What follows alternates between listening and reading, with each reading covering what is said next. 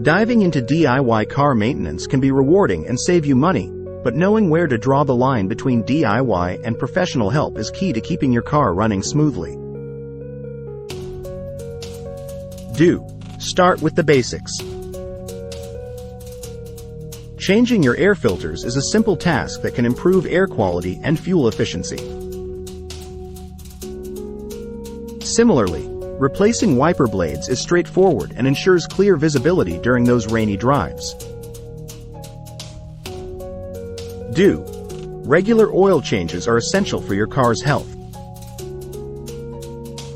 With the right tools and a bit of research, changing your oil and oil filter is a manageable task for most car enthusiasts.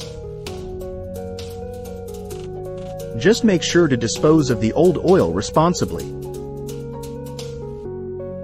While it's tempting to tackle more complex repairs, tasks like transmission work, brake system repairs, or electrical issues often require specialized tools and knowledge.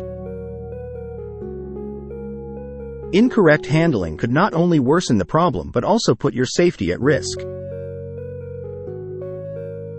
Don't ignore your limits.